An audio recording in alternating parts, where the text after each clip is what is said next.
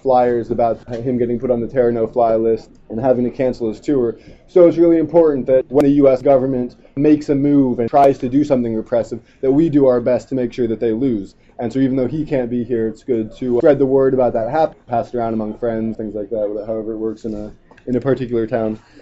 So Tasos and Sissy are two of the editors of a book that's at the press right now. It's coming out in a few days from AK Press. We Are an Image from the Future, the Greek Revolts of December 2008.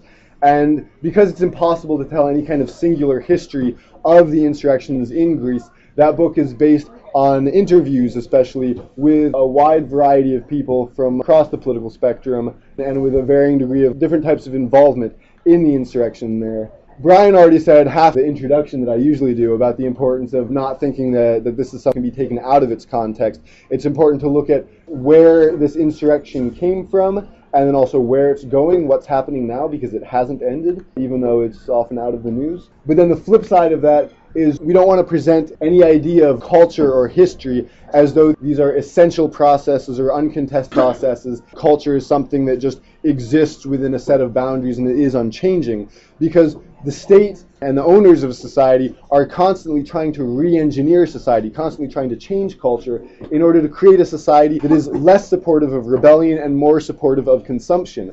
And we, on the other hand, it falls to us to fight, identify all those moves by the state and by capitalists to re-engineer our society and to push back to constantly recreate a society that is supportive of rebellions. So even though we're talking specifically about Greece, we're going to look at where that came from and how people over there have been able to create and constantly recreate broader social support and a culture that supports insurrections. That's kind of what we want to look at, especially, is to sort of de-essentialize culture and look at how insurrections can spread everywhere, out of their own contexts, out of their own histories, but not in a way that treats culture or history something we have no part in creating, because we do every day with our inaction or our action. So I assume everyone knows at least a little bit that on the 6th of December 2008, police in Greece shot and killed a 15-year-old boy right in the heart of Exarchia, which is an autonomous neighborhood with strong links with the anarchists in the center of Athens, and that set off 3 weeks of intense rioting in which all of the banks and police stations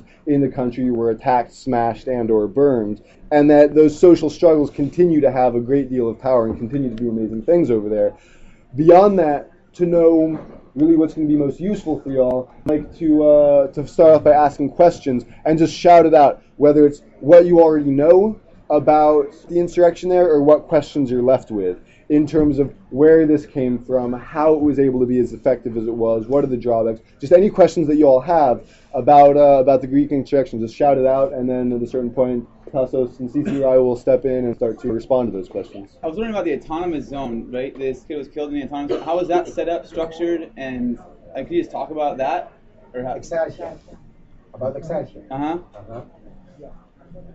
Keep coming, more questions. You make some more questions. You would like to gather some of them for the beginning. I have a question, please. How does the community around the autonomous zone respond to those who support it, presumably being destroyed or dismantled?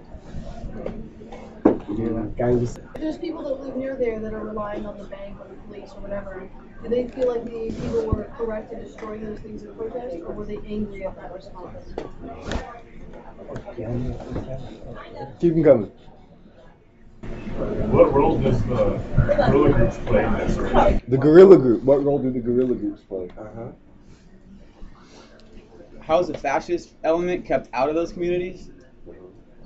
How did you get emergency health care to people in that community during those 3 years? First of all, let's first this question.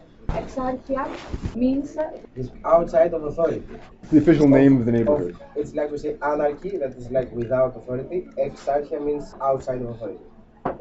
Exarchia is a main square where almost all political spaces and political groups have a place there for their assemblies. Also, there are some squads nearby the square of Exarchia and one social center. Not only from anarchists, but also from autonomian people and also from leftist people.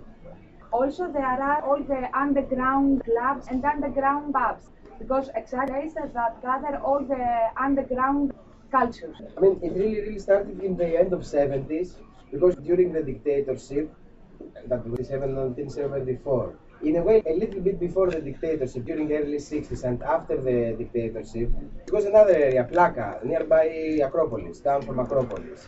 And like in the end of 70s, slowly, and especially like in 79, 80, 81, the government and the mayor of the city, they decided to close the underground bars and the concert places and the places for punk people, you know, that they were making the concerts and everything. But this forced the people to find another place to start to gather.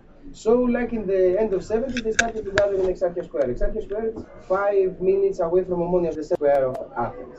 And it is like about 10 minutes walk from the parliament, and it is like maybe 15 minutes walk from the parliament, 10 minutes, and it is also like 5 minutes away from Polytechnic University, the central building of the Polytechnic University, that is architecture, mechanics, arts, School of Arts, and all these schools.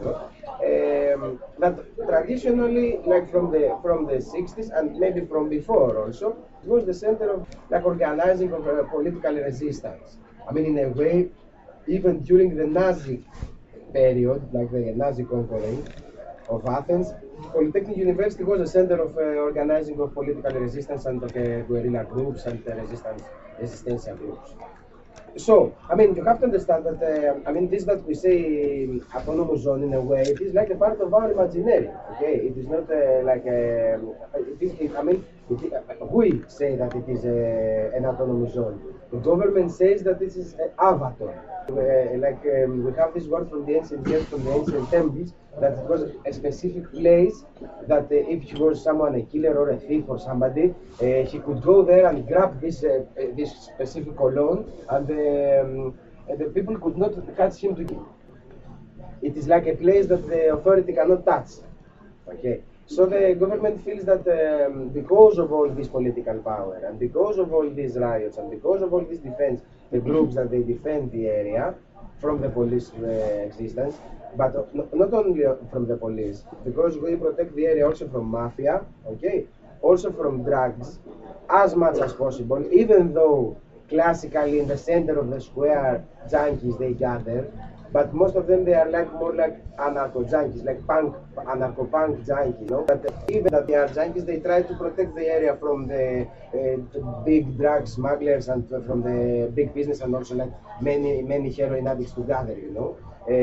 But we try to keep it clear from drug heroin dealers. From the mafia, from the drug mafia, you know, from the big dealers. And so in this way, we can say that, I mean, it is a neighborhood.